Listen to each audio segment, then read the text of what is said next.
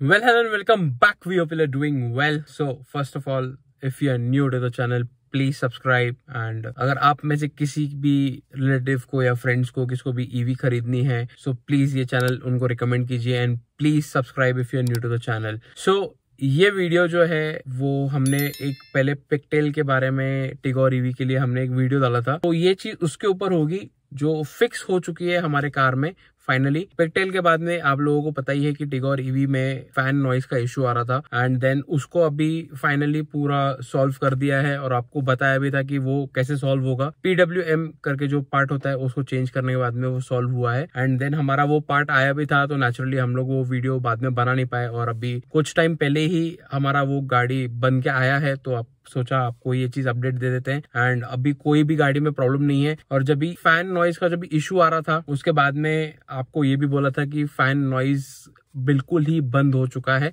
और वो बंद होने के बाद में भी एक्चुअली थोड़े बहुत इश्यूज हमको दिखे। तो वो इशू क्या है आपको पूरा वीडियो एंड तक देखना पड़ेगा। एंड जो इश्यूज हमको आ रहे थे कि फैन नॉइज जब भी पिकटेल अपडेट करने के बाद में 2 दिन तक फैन नॉइज नॉनस्टॉप ऑन था, तीसरे दिन पे फैन पूरा का पूरा ही ऑफ हो गया एंड देन हमको लगा कि फैन नॉइज अभी बंद हो गया। बट देन इतना हम लोग ने नोटिस किया कि एसी ऑन कर रहे थे, कुछ भी कर रहे थे, लॉन्ग ड्राइव पे फैन ऑन ही नहीं हो रहा था।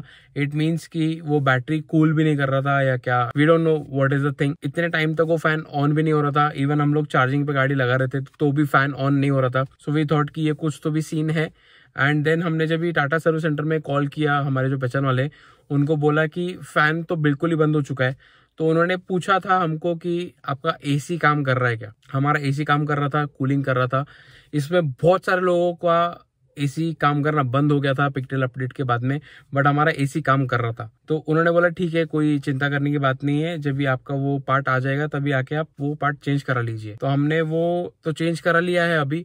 और जब भी फैन बंद भी हो गया था टोटली, उस टाइम पे एसी काम कर रहा था, तो हम लोग ज्यादा वरीड नहीं थे। बट उसके बीच में एक चीज हुई जो आपको हम आगे बताएंगे। तब तक आपको पिकटेल के बारे में बताते हैं कि जो अपडेट वो जो किया था उसको सॉल्व कैसे हुआ।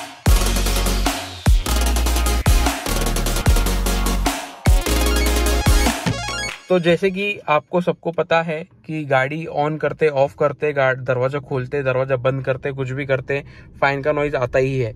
अभी आप जैसे कि देख सकते हो कि एसी चालू है 25 पे और अभी फैन का नॉइज मेरे को सुनाई दे रहा है कि एसी ऑन किया तो फैन का नॉइज आ रहा है। अभी आपको बाहर जाके भी दिखा देते हैं, तो ये आप फैन का नॉइज सुन सकते रहोगे कि फैन का नॉइज आ रहा है और ये विदिन 30 सेकेंड्स के अंदर ये फैन का नॉइज अभी बंद हो जाएगा यहाँ से।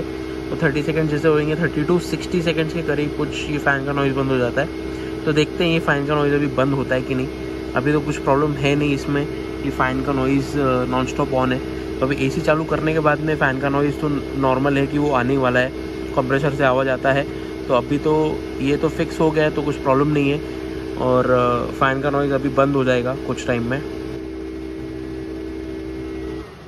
तो जैसे कि आप लोगों ने देखा कि फ़ैन का नॉइज़ टोटली बंद हो गया है अभी एंड थोड़ी देर में वापस चालू होगा। आपको एक और चीज़ बता देते हैं, जब भी हम दरवाज़ा खोलते हैं तभी भी फ़ैन का नॉइज़ आता था। तो अभी जैसे कि हम दरवाज़ा खोलते हैं, फ़ैन का नॉइज़ कुछ भी नहीं आया। दरवाज़ा बंद करते हैं, कुछ भी फ़ैन का नॉइज़ नहीं आया। It means the problem is totally solved. और एसी चालू है अंदर, आपको दिखा देते हैं एक बार। अभी फ़ैन फिर से चालू हुआ, वो थोड़ी देर में वो फ़ैन चालू होता है जब भी एसी ऑन रहता है, तो दैट इज़ नॉर्मल।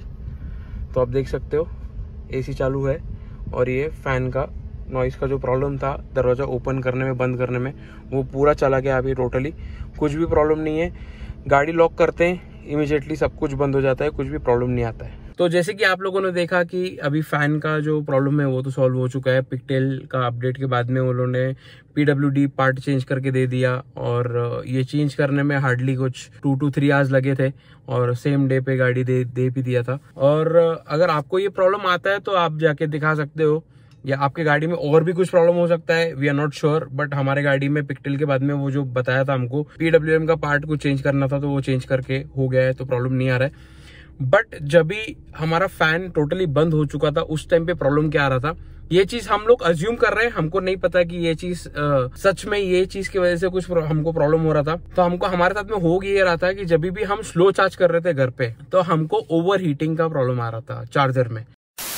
राइट, तो ये प्रॉब्लम बहुत सारे जनों को आ रहा है। आप देख सकते हो कि रेड लाइट भी चल रहा है, गाड़ी चार्ज पे लगी हुई है और यहाँ पे डब्बे में लगा हुआ है हमारा प्लग। तो ये प्लग वगैरह तो सब ऑन है यहाँ पे। सो ये होता इसलिए है, ये जो रेड लाइट आपको दिखा रहा है, आप अगर प्लग को हाथ लगा के देखोगे तो प्लग एक्चुअली बहुत गर्म हो जाता है। ये जो प्लग है यहाँ पे बहुत ज़्यादा गर्म हो जाता है और इसका जो ये पार्ट है बहुत ज़्यादा ओवर हीट हो जाता है। तो ओवर हीटिंग की वजह से आपको ये रेड लाइट का इशू आ रहा है जो आपको नॉन स्टॉप ब्लिंक करता है यहाँ पे। तो उसकी वजह से ये प्रॉब्लम आता है। तो अभी टाटा वालों से बात किया था, उन्होंने कुछ बोला था कि एक कुछ तो भी चीज़ करना है। तो वो चीज़ एक बार बात करेंगे टाटा वालों से कि क्या सॉल्यूशन है इस चीज़ का, क्योंकि तो ये प्लग तो बहुत ज़्यादा गर्म हो गया लिटरली। मतलब आप इसको हाथ लगाओगे और वो सीरियसली मतलब हाथ बर्न भी हो सकता है, उतना ज़्यादा गर्म है वो।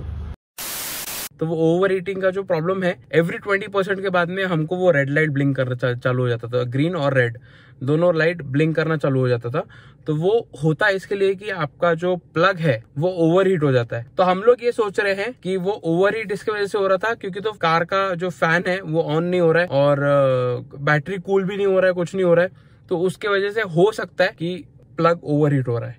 तो हम ये सोच रहे हैं कि उसके वजह से हो रहा है। बट देन अभी हमने दूसरे दिन पे फिर वापस गाड़ी चार्ज करके देखा, जब ये बन के आया, PWM पार्ट डाल के आया, उसके बाद में गाड़ी चार्ज भी करके देखा। उसके बाद में एक्चुअली हमने रेड लाइट का इशू नहीं देखा। बाद में रेड लाइट का इशू हमको एक्चुअली आया नहीं।